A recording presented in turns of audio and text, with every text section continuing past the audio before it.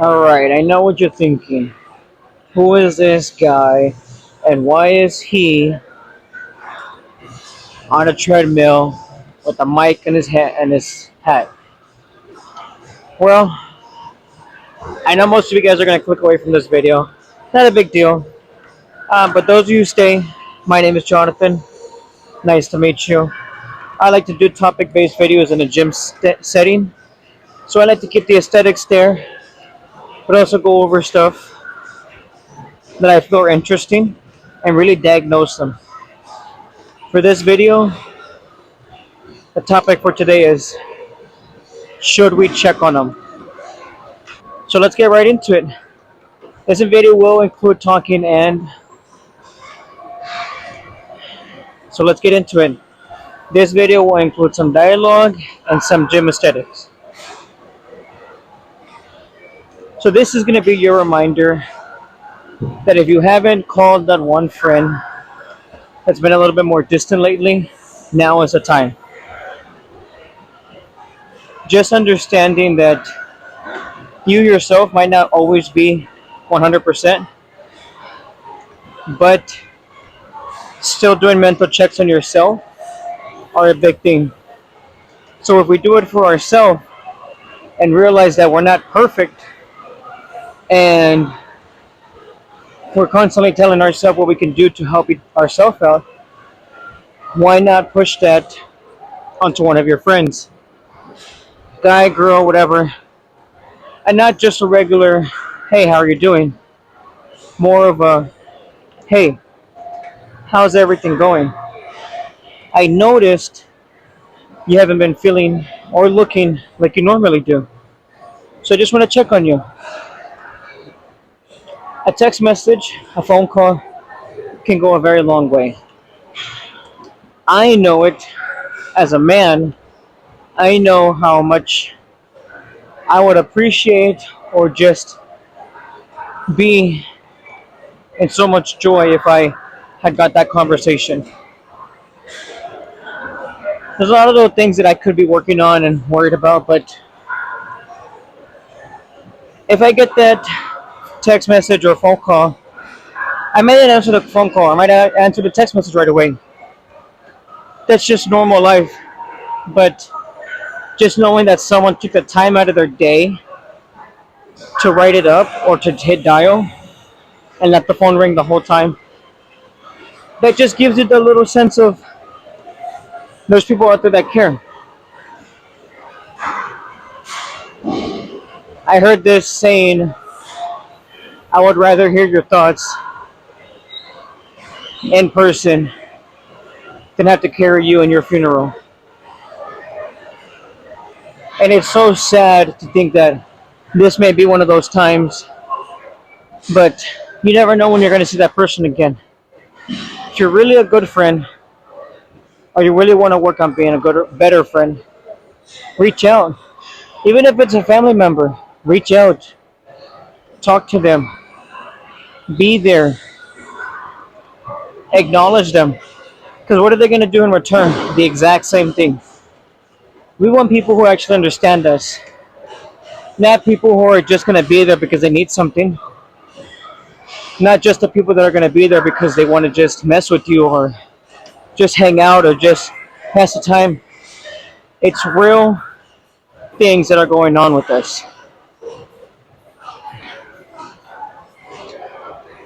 Now again, these videos are going to be in clips. So let's hop over to the warm up and then we'll continue from there.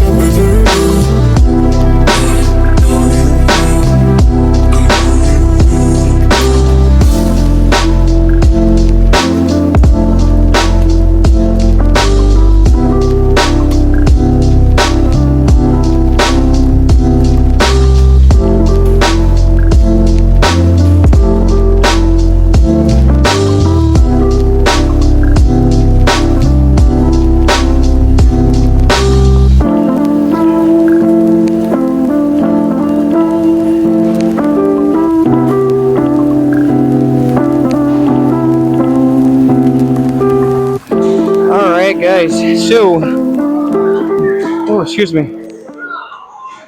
Just continuing where I had left off. So I usually like to hit bullet points. So this one's gonna be kind of. It's gonna be the same subject, of course. Should we check on them? And it says, "Watch your actions and your phrases." So I know that I used to be a horrible person when it came to my actions and the phrases because I would say stuff that was not nice. Not in a bad way, but I would say stuff that wasn't nice, and I would get myself into kind of like trouble. I would tell myself what you said was okay because you were funny, and that's what you used. But that's what you used to cope whenever you're going through something. But it's not the same for everybody. Not everyone's gonna go through the same or has been through the same things that you've been through. So your coping mechanism is not gonna be the same as someone else's, and it sucks because I felt like that was something that was helping people, but in fact, I was actually hurting them. And I didn't want to keep being that person, so I had to like learn from those mistakes. Because at first, I didn't have any like guilt or remission or anything like that that made me feel like, hey, what you're saying is not okay. But I know that if someone would, if I wasn't feeling okay, the one thing I would want someone to do was make fun of me or make a joke, because that would get me out of my funk, out of my what I was going through. But to return the favor is not always the same. It sucks, but it's something that changes every now and then. And when I want to try to help someone, I want to be a lending ear. I want to learn off their personality. I want to really be a friend, because a real friend will understand. Hey, you know, this person has been through this. This person's been through that. But what have you done to help that person? Are you really a good friend? Do you even know what that kind of person is? Do you even know how they truly feel? Or are you just speculating and assuming that this is how they feel based off of what you think it is? It's never good to assume, like they've said before, and it's better to just talk to people, being open and honest, and truly a lending ear is someone who is going to be there for you, and vice versa, because they're not just friends at that point; it's their family, and you should want to strive to something like that, because there's a lot of people that are going through stuff. I mean, everyone has problems, but you never know what that person is truly going through. Everyone has to worry about bills. Everyone has to worry about car payments. Everyone has to worry about paying rent, groceries, and then on top of that, work and scheduling and fitness and like all that stuff. But you don't know what they're truly thinking about every single time of the day. So just giving them a hey, how you doing? What's going on? Like, I know it's been a while. I've seen that you've been distant, and be careful with how you say it, because it will affect them on how they see you too. Are you going to be the person that says something dumb and they just ignore you from now on, understanding that you're not really trying to be a friend, you're just trying to make fun of them?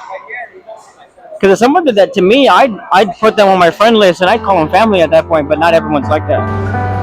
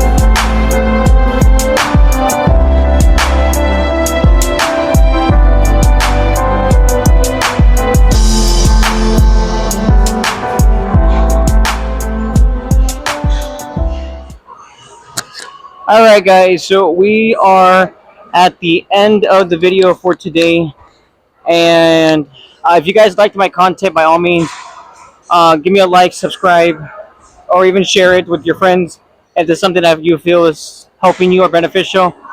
If you feel like you hated the video or things that I could work on, let me know. But the one thing I want to say is that we also should appreciate that person, because there's a reason why people hold stuff in, because they feel like no one else is going through it. They feel like they're the only ones in the world that are going to be going through that certain thing. And that's how I felt. I felt like I was the only person going through it, and it felt horrible that no one understood how I was feeling. It was the worst feeling ever. I was not happy. I was sad all the time. I was depressed. I was emotional. I was erratic. There were a bunch of things, and I felt like no one understood me. And I feel like if you reach out to this person that just to like, hey, how are you doing? If you have some time, you want to call me or you want to go hang out, we can just really just hang out.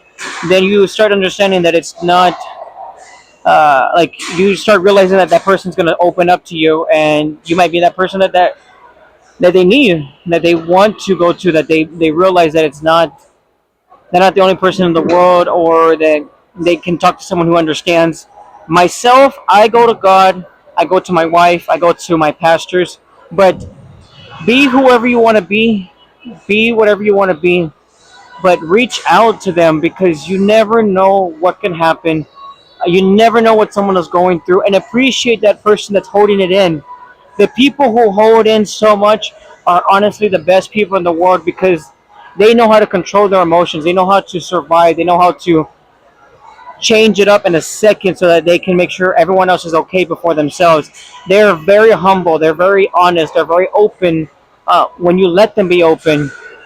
But as soon as you start shutting them out, like, oh, we're not even talking about that, or like, we're not even, keep that stuff to yourself, or keep that at home. Like, those are the stuff that push people away, and we can't be doing that no more. We need to honestly be out there trying to help each other.